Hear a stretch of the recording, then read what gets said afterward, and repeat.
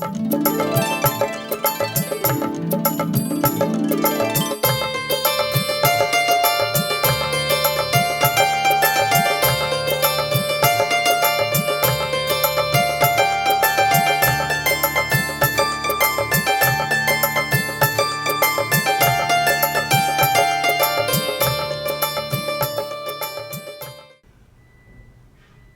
ಗುರುಭ್ಯೋ ನಮಃ.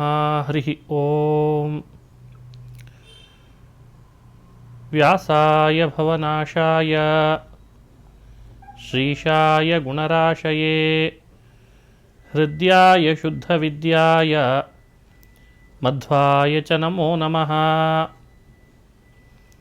ತಪೋ ವಿದ್ಯಾ ವಿರಕ್ತ್ಯಾದಿ ಸದ್ಗುಣೌಘಾಕರಾನಹಂ ವಾದಿರಾಜಗುರೂನ್ ವಂದೇ ಹಯಗ್ರೀವದಯಾಶ್ರಯಾನ್.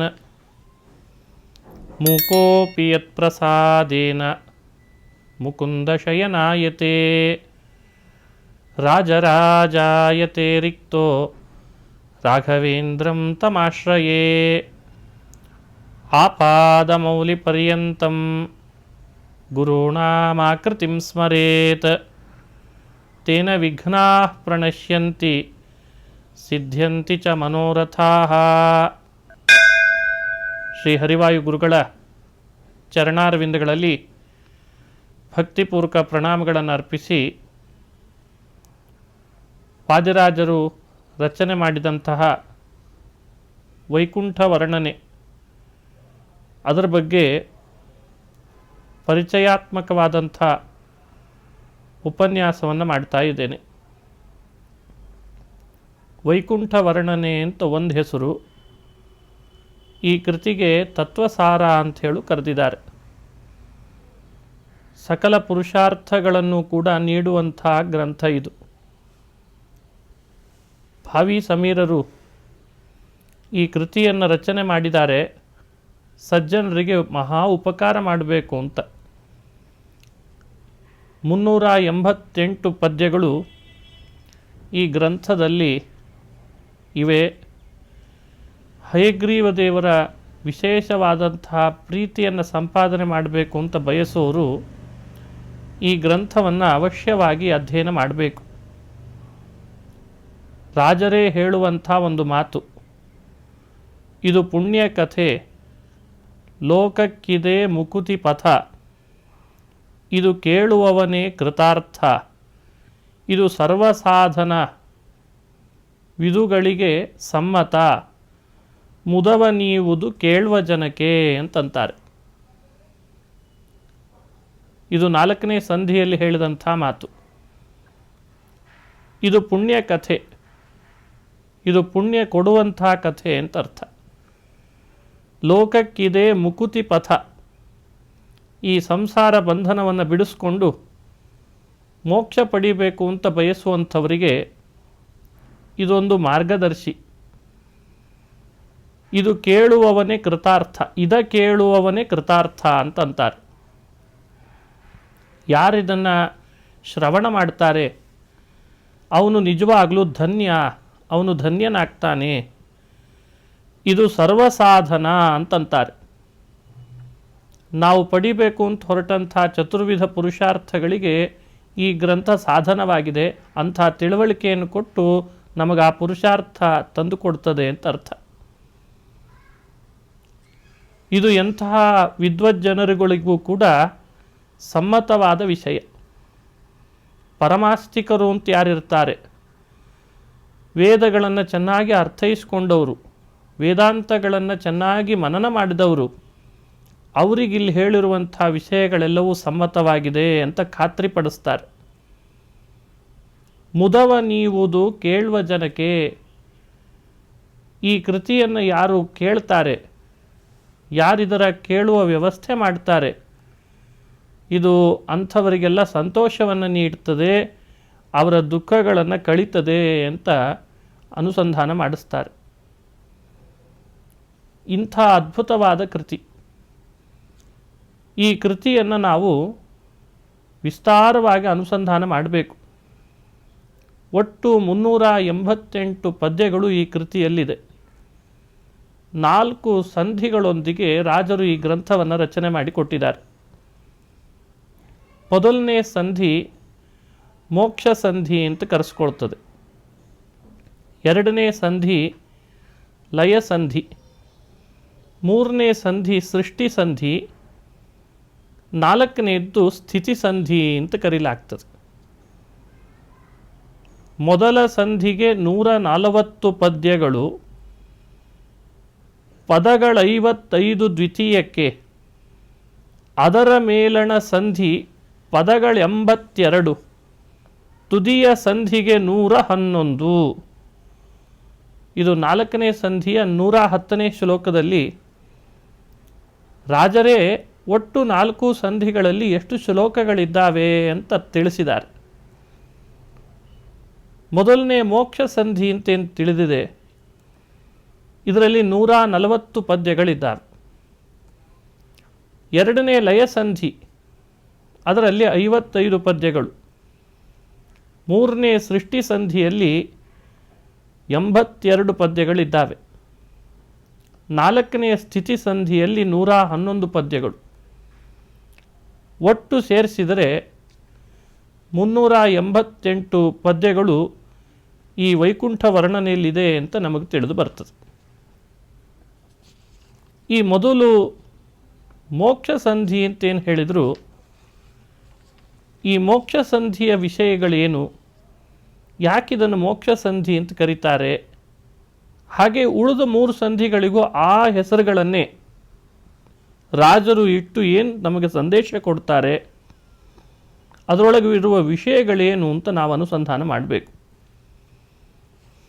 ಈ ಗ್ರಂಥಕ್ಕೆ ವೈಕುಂಠ ವರ್ಣನೆ ಮತ್ತು ತತ್ವಸಾರ ಅನ್ನುವಂಥ ಹೆಸರನ್ನು ರಾಜರು ಯಾಕಿಟ್ಟರು, ಇದನ್ನು ತಿಳಿಬೇಕಾದದ್ದೇ. ವೈಕುಂಠ ಅಂದರೆ ಸಾಧಾರಣವಾಗಿ ನಾವು ತಿಳ್ಕೊಂಡಿರೋದು ಕೇವಲ ಒಂದು ಲೋಕವನ್ನು ಕರೆಯುವ ಶಬ್ದ ಅಂತ, ಲೋಕದ ಪ್ರಸಿದ್ಧಿ ಹಾಗೇ ಇದೆ. ಆದರೆ ವೈಕುಂಠ ಅಂತಂದರೆ ಲೋಕ ನಿಜ, ಆ ನಾಮ ಅದು ಪರಮಾತ್ಮನಿಗಿರೋದು. ವೈಕುಂಠ ಪುರುಷ ಪ್ರಾಣ ಅಂತ ವಿಷ್ಣು ಸಹಸ್ರನಾಮದಲ್ಲಿ ನಾವು ಕೇಳಿರ್ತೇವೆ. 1000 ನಾಮಗಳಲ್ಲಿ ವೈಕುಂಠ ಅನ್ನೋದು ಭಗವಂತನ ಒಂದು ನಾಮ ಅಂತ ಹೇಳಿದ್ದಾರೆ. ಭಾಗವತದಲ್ಲಿಯೂ ಕೂಡ ವೈಕುಂಠ ಅನ್ನೋದು ಪರಮಾತ್ಮನ ನಾಮ ಅಂತ ಹೇಳ್ತಾರೆ. ವಿಕುಂಠ ಅಂತ ಒಬ್ಬಳು ಭಕ್ತಳಿದ್ಲು. ಆ ವಿಕುಂಠ ಭಕ್ತಳು ತಪಸ್ಸು ಮಾಡಿ ಭಗವಂತನನ್ನು ಮಗನನ್ನಾಗಿ ಬರಬೇಕು ಅಂತ ಬೇಡ್ಕೊಂಡ್ಳು. ಅವಳಲ್ಲಿ ಪರಮಾತ್ಮ ಅವತಾರ ಮಾಡಿದ, ಹಾಗಾಗಿ ಆತನಿಗೆ ವೈಕುಂಠ ಅಂತ ನಾಮ ಬಂತು ಅಂತಿದೆ. ಅದಕ್ಕಿಂತ ಮೊದಲಿನಿಂದಲೂ ಭಗವಂತನಿಗೆ ವೈಕುಂಠ ನಾಮ ಇದೆ. ರಮಯಾ ಪ್ರಾರ್ಥ್ಯಮಾನೇನ ಅಂತ ಭಾಗವತದಲ್ಲಿ ಹೇಳುವಾಗ ಲಕ್ಷ್ಮೀದೇವಿ ವಿಕುಂಠಾಳಲ್ಲಿ ದೇವರು ಅವತರಿಸಿದಾಗ ಅವನನ್ನು ಪ್ರಾರ್ಥನೆ ಮಾಡಿದ್ಲಂತೆ, ನಾವು ವಾಸ ಮಾಡಿಕೊಂಡಿರಬೇಕು, ಹಾಗಾಗಿ ನಮ್ಮ ವಾಸಕ್ಕೆ ಅಂತ ಒಂದು ಲೋಕವನ್ನು ನಿರ್ಮಾಣ ಮಾಡಿಕೊಡು ಅಂತ. ಸರಿ ಅಂತ ಭಗವಂತ ಒಂದು ಲೋಕವನ್ನು ನಿರ್ಮಾಣ ಮಾಡಿದ ಅಂತ ಕಥೆ ಬರ್ತದೆ. ಆ ಲೋಕಕ್ಕೆ ಹೆಸರಿಡುವಾಗ ವೈಕುಂಠ ಅಂತಿಟ್ಟ. ಹೀಗೆ ಭಾಗವತದ 8ನೇ ಸ್ಕಂಧದಲ್ಲಿ ನಾವು ವೈಕುಂಠ ಅನ್ನೋ ಲೋಕ ನಿರ್ಮಾಣದ ಬಗ್ಗೆ ಕೇಳ್ತೇವೆ. ವೈಕುಂಠ ನಾಮ ಭಗವಂತ ವಿಷ್ಣುವಿಗಿದೆ ಅಂತನ್ನೋದು ವಿಷ್ಣು ಸಹಸ್ರನಾಮದಿಂದ ತಿಳಿತೇವೆ. ಅನೇಕ ಪುರಾಣಗಳಲ್ಲಿ ವೈಕುಂಠ ಶಬ್ದವನ್ನು ವಿಷ್ಣುವಿನಲ್ಲಿ ಆಡಿದ್ದೂ ಇದೆ. ಹಾಗಾಗಿ ವೈಕುಂಠ ವರ್ಣನೆ ಅಂತನ್ನೋ ಶಬ್ದ ಅದು ಕೇವಲ ಲೋಕವರ್ಣನೆ ಅಂತ ಅಷ್ಟೇ ಅಭಿಪ್ರಾಯ ಅಲ್ಲ, ಆ ಲೋಕವನ್ನು ಸೃಷ್ಟಿಸಿದಂತಹ ಭಗವಂತನ ಮಹಿಮೆಯ ವರ್ಣನೆ ಅಂತ ನಾವು ಅನುಸಂಧಾನ ಮಾಡಬೇಕು. ಇನ್ನು ಈ ಗ್ರಂಥದಲ್ಲಿ ವಿಶೇಷವಾಗಿ ಶ್ವೇತದ್ವೀಪ, ಅನಂತಾಸನ, ವೈಕುಂಠ ಈ 3 ಲೋಕಗಳು ಇನ್ನಿತರ ಬೇರೆ ಬೇರೆ ಲೋಕಗಳು ಎಲ್ಲೆಲ್ಲಿದ್ದಾವೆ ಅನ್ನುವಂಥ ಒಂದು ಸ್ಫುಟವಾದ ಕಲ್ಪನೆಯನ್ನು ಕೊಡ್ತಾರೆ ರಾಜರು. ಹಾಗಾಗಿ ಇದು ವೈಕುಂಠ ವರ್ಣನೆ ಎನ್ನುವ ಹೆಸರು ಪಡ್ಕೊಂಡದ್ದು ನಿಜವಾಗಲೂ ಅನ್ವರ್ಥಕ. ಇನ್ನು ತತ್ವಸಾರ ಅಂತ ಮತ್ತೊಂದು ಹೆಸರಿನಿಂದಲೂ ಪ್ರಸಿದ್ಧ ಈ ಗ್ರಂಥ. ತತ್ವಸಾರದ ಸೊಬಗಿನ ಸೊನೆಯನು ಹರಿಭಕ್ತ ನೆನಿಪ ವಾದಿರಾಜ, ಭಕ್ತಿ ಭರಿತನಾಗಿ ಹೇಳಿದ ನಿದ ಕೇಳಿ ಸತ್ಸಭೆ ಸಂತೋಷಿಸಲಿ ಅಂತ 4ನೆಯ ಸಂಧಿಯಲ್ಲಿ 108ನೇ ಶ್ಲೋಕದಲ್ಲಿ ಹೇಳ್ತಾರೆ. ತತ್ವಸಾರದ ಸೊಬಗಿನ ಸೊನೆಯ, ತತ್ವಸಾರ ಅಂತ ತಾವೇ ಸ್ವತಃ ಈ ಕೃತಿಯನ್ನು ಕರೆದಿದ್ದಾರೆ ರಾಜರು. ತತ್ವಗಳ ಸಾರವನ್ನು ವರ್ಣನೆ ಮಾಡ್ತಾರೆ ಇಲ್ಲಿ. ರಾಜರು ಅನೇಕ ಬಾರಿ ಬೇರೆ ಬೇರೆ ದಾರ್ಶನಿಕರ ಜೊತೆಯಲ್ಲಿ ವಾದ ಮಾಡಿದ್ದು ಅಂತ ನಾವು ಕಥೆಗಳಲ್ಲಿ ಕೇಳ್ತೇವೆ. ಮೇಲಾಗಿ 3 ಬಾರಿ ಭಾರತವನ್ನು ಸಂಚಾರ ಮಾಡಿದ್ರು ಅಂತ ಹೇಳು ಕೇಳ್ತೇವೆ. ಆ ರಾಜರಿಗೆ ಬಹಳಷ್ಟು ಅನುಭವ ಆಗಿತ್ತು. ಸತ್ಯವನ್ನು ಜಗತ್ತಿಗೆ ಮುಟ್ಟಿಸ್ಬೇಕು ಅನ್ನುವಂಥ ಅವರ ಕಳಕಳಿನೂ ಬಹಳ. ಲೋಕದ ಸಜ್ಜನರು ಸುಳ್ಳಿನ ದಾರಿ ಹಿಡಿದು ಹೋಗಬಾರ್ದು, ಸತ್ಯದ ದಾರಿಯನ್ನು ಅವರು ಯಾವಾಗಲೂ ಅವಲಂಬಿಸಬೇಕು ಅಂತ ಅವ್ರ ಕಳಕಳಿ. ಕಾಲಕಾಲಕ್ಕೆ ದಾರ್ಶನಿಕರ ಪ್ರಭಾವದಿಂದ, ದರ್ಶನಗಳ ಪ್ರಭಾವದಿಂದ, ಸುಳ್ಳಿನ ಆವಿಷ್ಕಾರಗಳಿಂದ ಕೆಲವು ಸಜ್ಜನರು ದಾರಿ ತಪ್ಪುವ ಸಂದರ್ಭಗಳು ಬರ್ತಿದ್ವು.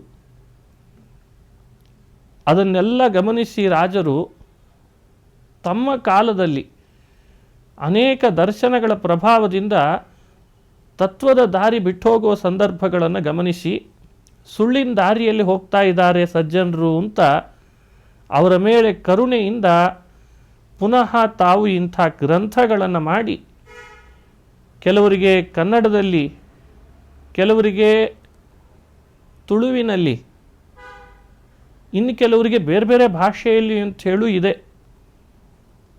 ಅವರಿಗೆ ಅನೇಕ ಭಾಷೆಗಳು ಬರ್ತಿದ್ವು. ಸಂಸ್ಕೃತ ಅಂತೂ ಸರಿನೇ ಸರಿ.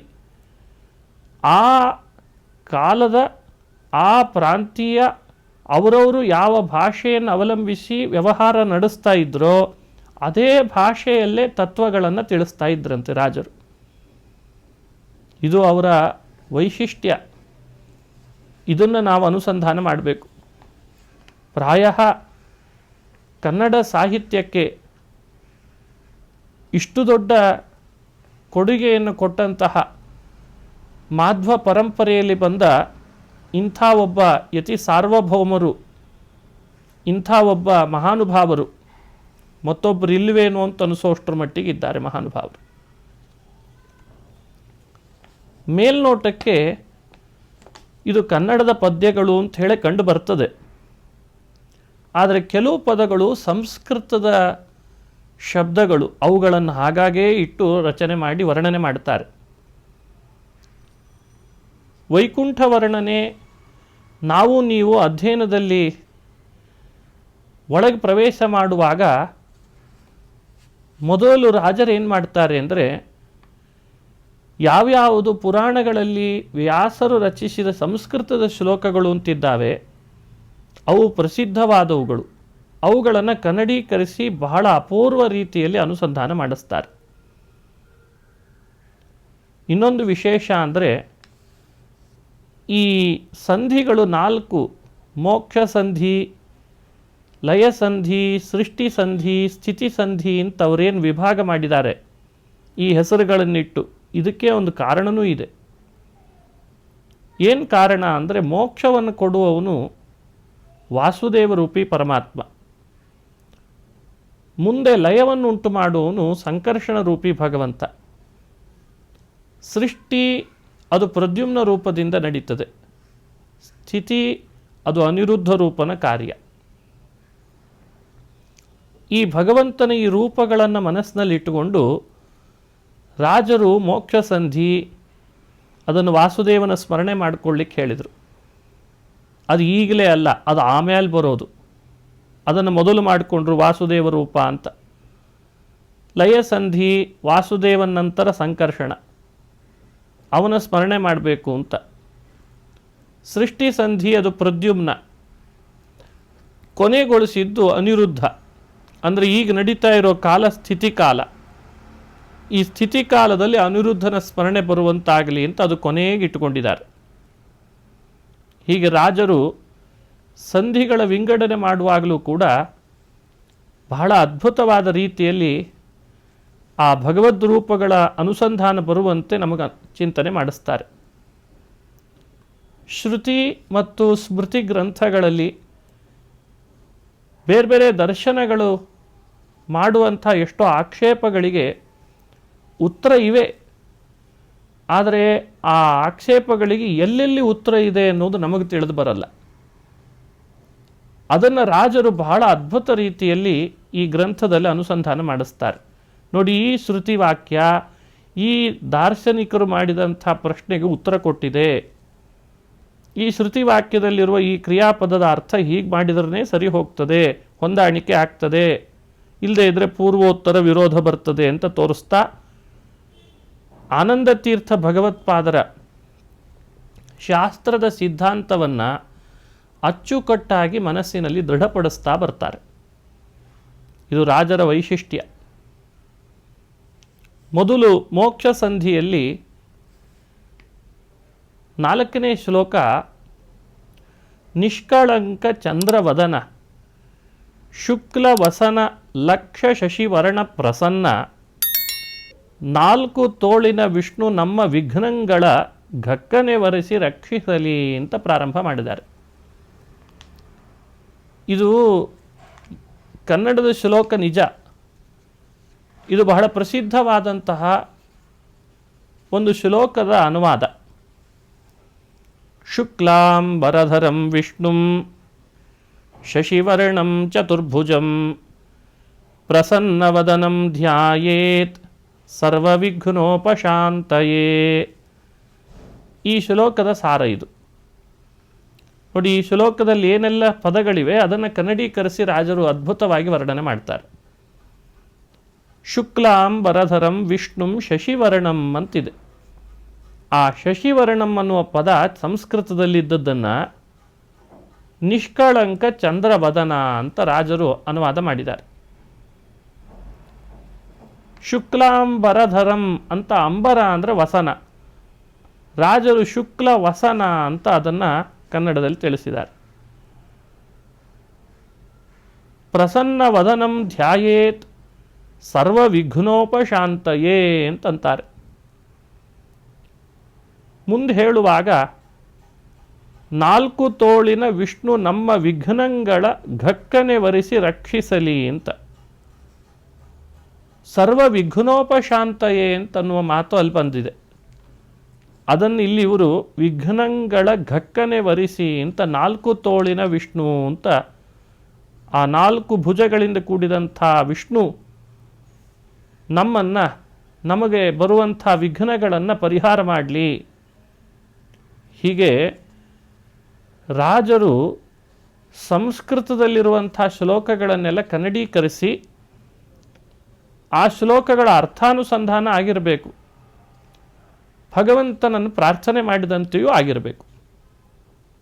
ಇದು ಮೊದಲನೇ ಸಂಧಿಯಲ್ಲಿ ನಾವು ನೋಡುವಂತಹ ಈ ಶ್ಲೋಕದ ವಿಶೇಷವಾದಂತಹ ಕನ್ನಡೀಕರಣ ನಾವು ರಾಜರಲ್ಲಿ ಚಿಂತನೆ ಮಾಡಬಹುದು. ಇದರಿಂದ ನಮಗೇನು ಸಂದೇಶ ಕೊಡ್ತಾರೆ ಅಂದರೆ, ಈ ಗ್ರಂಥದ ಪ್ರಾರಂಭದಲ್ಲಿ ಆ ವಿಷ್ಣುವನ್ನು ಸ್ಮರಣೆ ಮಾಡಬೇಕು, ಯಾವ ರೀತಿ ಸ್ಮರಿಸಬೇಕು, ಯಾವ ರೀತಿ ಸ್ಮರಣೆ ಮಾಡಿದರೆ ನಮ್ಮ ವಿಘ್ನಗಳನ್ನು ಕಳೀತಾನೆ, ಅದನ್ನು ಈ ಶ್ಲೋಕದಲ್ಲಿ ಅವರು ಅನುಸಂಧಾನ ಮಾಡಿಸಿದರು. ಇನ್ನೂ ಒಂದು ಶ್ಲೋಕ ಇದೆ, ಇದು ಬೇರೆ ಬೇರೆ ಪುರಾಣಗಳಲ್ಲೆಲ್ಲ ಪ್ರಸಿದ್ಧವಾದಂಥ ಶ್ಲೋಕ, ಕೇಳಿರ್ತೀವಿ ನಾವು.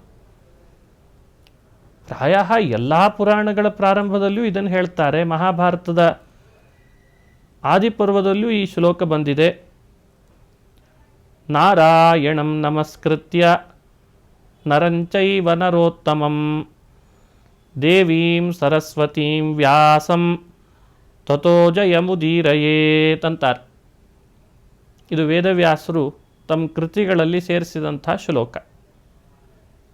ಈ ಶ್ಲೋಕಕ್ಕೆ ರಾಜರು ವ್ಯಾಖ್ಯಾನಿಸುವಾಗ ಕನ್ನಡದಲ್ಲಿ ನರನೆಂದು ಶೇಷನ ಹೆಸರು ನಾರಾಯಣನೇ ಮೆರವೆ ಮೂಲ ರೂಪವೆನಿಪ ಗುರು ವ್ಯಾಸ ನರೋತ್ತಮ ವಾಯು ದೇವಿ ಲಕುಮಿ ಸರಸ್ವತಿಗೊಂದಿಸಿ ಗ್ರಂಥ ವರೆದು ಗಡ. ನೋಡಿ, ಇಡೀ ಶ್ಲೋಕವನ್ನೇ ಹೇಗೆ ವ್ಯಾಖ್ಯಾನ ಮಾಡಿಬಿಟ್ರು. ನಾರಾಯಣಂ ನಮಸ್ಕೃತ್ಯ ನರಂಚೈವ ನರೋತ್ತಮಂ ಅಂತ ಶ್ಲೋಕ ಇದೆ. ಆ ಶ್ಲೋಕವನ್ನು ಹೀಗೆ ಅರ್ಥೈಸಬೇಕು ಅಂತಂತಾರೆ. ಮಹಾಭಾರತ ಗ್ರಂಥಕ್ಕೆ ಜಯ ಅಂತ ಹೆಸರು. ತಥೋ ಜಯ ಮುದೀರಯೇತಂದರೆ ಜಯ ಅಂದರೆ ಮಹಾಭಾರತ ಅಂತ ಅರ್ಥ. ಅಲ್ಲಿ ಮಹಾಭಾರತ ಜಯ ಶಬ್ದದಿಂದ ಕರೆಸ್ಕೊಂಡ ಇತಿಹಾಸ, ಅದನ್ನು ಹೇಳಬೇಕು ಅಂತ ಹೊರಟದ್ದು. ಯಾರ್ಯಾರಿಗೆ ನಮಸ್ಕಾರ ಹೇಗೆ ಮಾಡಬೇಕು ಅಂತ ಗರುಡ ಪುರಾಣದ ಬ್ರಹ್ಮಕಾಂಡದಲ್ಲಿ ಹೇಳಿಕೊಟ್ಟಿದ್ದಾರೆ. ನಮಸ್ಕಾರದ ಕ್ರಮವನ್ನು ಹೇಳಿಕೊಡ್ತದೆ. ಅದನ್ನು ಅನುಸರಿಸಿಯೇ ಪುರಾಣಗಳಲ್ಲಿ ಹೇಳಿದ್ದನ್ನು ತಿಳಿದು ಚೆನ್ನಾಗಿ ಇವತ್ತಿಗೂ ಒಂದು ಶಿಷ್ಟರ ಆಚರಣೆಯಲ್ಲಿ ತರತಮ ಭಾವದೊಂದಿಗೆ ನಮಸ್ಕಾರ ಮಾಡುವ ಪದ್ಧತಿ ಇದೆ. ಈ ಶ್ಲೋಕ ಅದನ್ನು ಬಹಳ ಚೆನ್ನಾಗಿ ಹೇಳಿಕೊಡ್ತದೆ. ಅದನ್ನು ರಾಜರ ಅನುವಾದ ಮಾಡ್ತಾರೆ. ಮೊದಲು ನಾರಾಯಣನಿಗೆ ಮಾಡಿದರು ನಮಸ್ಕಾರ. ರಾಜರೇನು ಮಾಡಿದರು, ನರನೆಂದು ಶೇಷನ ಹೆಸರು ಅಂತ ಶುರು ಮಾಡಿದರು ಶ್ಲೋಕವನ್ನು. ನರಂಚೈವ ನರೋತ್ತಮಂ ಅಂತ ಶಬ್ದ ಇದೆ. ಆ ಶ್ಲೋಕದಲ್ಲಿ ನರ ಶಬ್ದದಿಂದ ತಗೊಳ್ಬೇಕು ಯಾರು ಅಂತಂದರೆ ಶೇಷ ಅಂತ ಅವರು ವ್ಯಾಖ್ಯಾನಿಸಿದರು. ಇನ್ನು ನಾರಾಯಣನನ್ನಂತೂ ನಾರಾಯಣನೇ ಮೆರೆವ ಮೂಲ ರೂಪವೆನಿಪ ಅಂತ ಇಷ್ಟು ಹೇಳಿದ್ದಾರೆ. ಅವನು ಮೂಲರೂಪನಾಗಿದ್ದಾನೆ ನಾರಾಯಣ. ನರೋತ್ತಮಂ ಅಂತ ಅಲ್ಲಿದೆ. ಗುರು ವ್ಯಾಸ ನರೋತ್ತಮ ವಾಯು ಅಂತ ವ್ಯಾಖ್ಯಾನಿಸಿಬಿಟ್ರು. ವ್ಯಾಸಂ ಅಂತ ಇಲ್ಲೇ ಇದ್ದೇ ಇದೆ. ಅದಾದ ಮೇಲೆ ನರೋತ್ತಮ ವಾಯು ಅಂತ ತಿಳ್ಕೊಂಡು ನಮಸ್ಕಾರ ಮಾಡ್ರಿ ಅಂತ ಹೇಳಿಕೊಟ್ರು. ಆಮೇಲೆ ಅಲ್ಲಿ ದೇವೀಂ ಸರಸ್ವತೀಂ ಅಂತ ಇದೆ. ಅದನ್ನು ವಿವರಣೆ ಕೊಡುವಾಗ ದೇವಿ ಲಕುಮಿ ಸರಸ್ವತಿ ಶಬ್ದವನ್ನು ಸರಸ್ವತಿ ಅಂತ ಹೇಳಿ ತಿಳಿಸಿ ಅವಳಿಗೊದ್ದಿಸಿ ಗ್ರಂಥ ಬರೆಯುವುದು ಗಡ ಅಂತ ಇಷ್ಟು ಹೇಳಿದ್ದಾರೆ. ಯಾವುದೇ ಗ್ರಂಥವನ್ನು ಹೇಳಬೇಕಾದರೂ ಕೂಡ ಇವರಿಗೆಲ್ಲ ನಮಸ್ಕಾರ ಮಾಡಿ ಹೇಳ್ರಿ ಅಂತ ವೇದವ್ಯಾಸರ ಅಭಿಪ್ರಾಯ. ಅದನ್ನು ಹಾಗೆ ರಾಜರು ವ್ಯಾಖ್ಯಾನ ಮಾಡಿ ತೋರಿಸ್ತಾರೆ.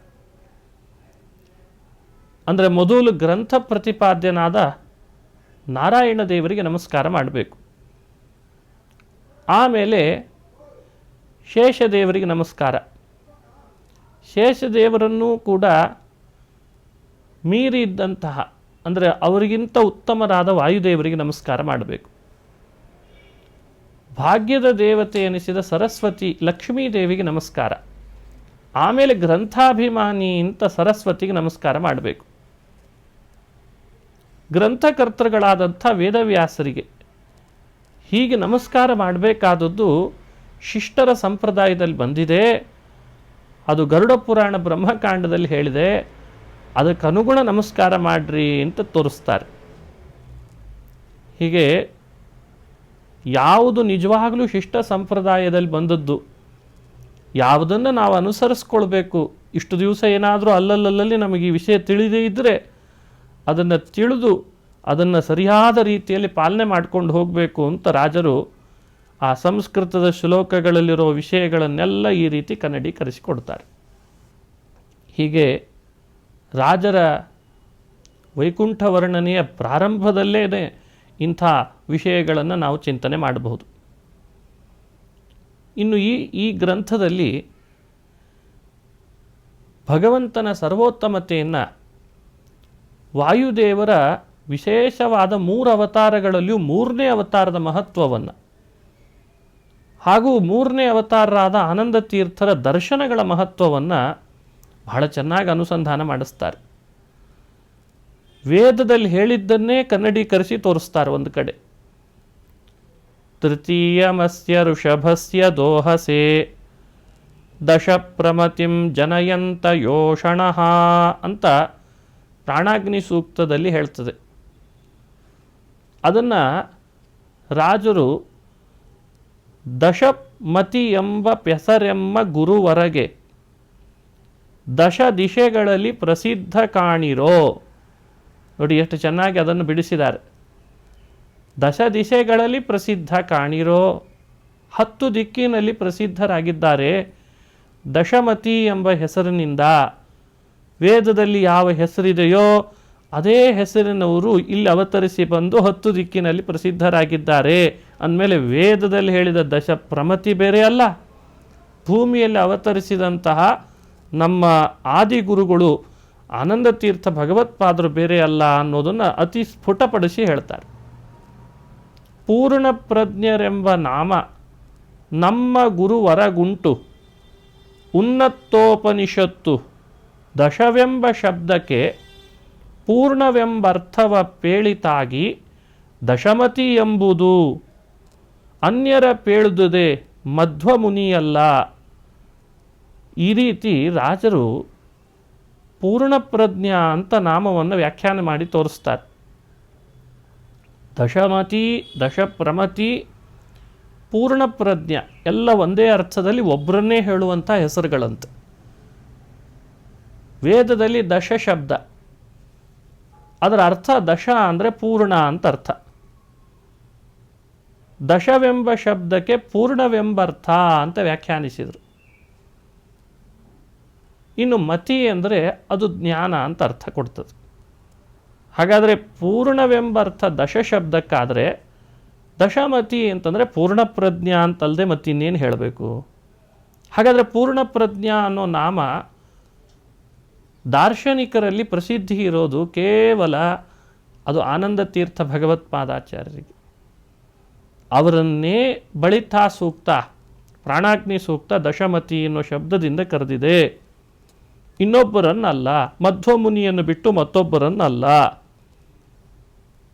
ಹೀಗೆ ಪೂರ್ಣಪ್ರಜ್ಞ ನಾಮದ ಪ್ರಸಿದ್ಧಿ, ದಶಮತಿ ಶಬ್ದದ ಅರ್ಥದ ವಿವರಣೆ ವೇದದಲ್ಲಿ ಹೇಳದಂತೆ ತಿಳಿದುಕೊಂಡು ಇವಾಗ ನಾವು ಪ್ರಸಿದ್ಧವಾದ ಅನೇಕ ದರ್ಶನಗಳಲ್ಲಿ ಆನಂದ ತೀರ್ಥ ಭಗವತ್ಪಾದರ ದರ್ಶನವೇ ಹಾಗೂ ಆ ದರ್ಶನ ರಚಿಸಿದಂತಹ ಆನಂದ ತೀರ್ಥ ಭಗವತ್ಪಾದರೆ ಮುಕ್ತಿಯನ್ನು ಕೊಡಲಿಕ್ಕೆ ಬೇಕಾದ ತತ್ವಜ್ಞಾನಿಗಳು. ಅವರಿಂದ ನಾವು ಕಲಿಬೇಕಾದದ್ದು, ಪಡಿಬೇಕಾದದ್ದು ತತ್ವಜ್ಞಾನ ಅಂತ ತಿಳಿಸ್ತಾರೆ. ಅದು ಮೋಕ್ಷಕ್ಕೆ ಯೋಗ್ಯವಾದದ್ದು. ಇದು ರಾಜರು ಅತಿ ಶ್ರೇಷ್ಠವಾದಂತಹ ದರ್ಶನ, ಅದು ಪೂರ್ಣಪ್ರಜ್ಞ ದರ್ಶನ. ಅತ್ಯಂತ ಪ್ರಮಾಣ ಪ್ರಸಿದ್ಧರಾದಂತಹ ತತ್ವದರ್ಶಿಗಳು ಅದು ಪೂರ್ಣಪ್ರಜ್ಞಾಚಾರ್ಯರು ಅನ್ನೋದನ್ನು ಇಲ್ಲಿ ಹೇಳಿ, ಈ ವಿಷಯವನ್ನು ತಿಳಿದ್ರೆ ಪಾಪಗಳು ಕಳೀತಾವೆ, ಇವರ ಸ್ಮರಿಸಿದರೆ ನಮ್ಮ ದುಃಖಗಳು ದೂರ ಆಗ್ತವೆ ಅಂತ ಈ ಪೂರ್ಣಪ್ರಜ್ಞೆ ದರ್ಶನದ ಮಹತ್ವವನ್ನು, ಪೂರ್ಣಪ್ರಜ್ಞಾಚಾರ್ಯರ ಮಹತ್ವವನ್ನು ಬಹಳ ಅದ್ಭುತವಾಗಿ ಸಜ್ಜನರಿಗೆ ತಿಳಿಸಿಕೊಡ್ತಾರೆ. ಇದು ಮೊದಲನೆಯ ಸಂಧಿಯಲ್ಲಿ ನಾವು ವಿಸ್ತಾರವಾಗಿ ನೋಡಲಿಕ್ಕಿದೆ. ಹೀಗೆ 4 ಸಂಧಿಯಲ್ಲಿ ಅನೇಕ ತತ್ವ ವಿಷಯಗಳನ್ನು ವೇದಾರ್ಥಗರ್ಭಿತವಾಗಿ ಪುರಾಣ ವಾಕ್ಯಗಳ ಪ್ರಮಾಣದ ಆಧಾರದಲ್ಲಿ ಯುಕ್ತಿಯುಕ್ತವಾಗಿ ಮನದಟ್ಟು ಮಾಡಿಸುವಂತಹ ಕೃತಿ ವೈಕುಂಠ ವರ್ಣನೆಯಾಗಿದೆ. ಸ್ವಲ್ಪ ಹೊತ್ತು ಇದನ್ನು ಅನುಸಂಧಾನ ಇವತ್ತು ಮಾಡಿದ್ದೇವೆ. ಮತ್ತೆ ಮುಂದಿನ ಭಾಗಗಳಲ್ಲಿ ಮುಂದುವರಿಸೋಣ ಅಂತ ಹೇಳ್ತಾ ಶ್ರೀಕೃಷ್ಣ ಅರ್ಪಣಮಸ್ತು. ಹರಯೇ ನಮಃ.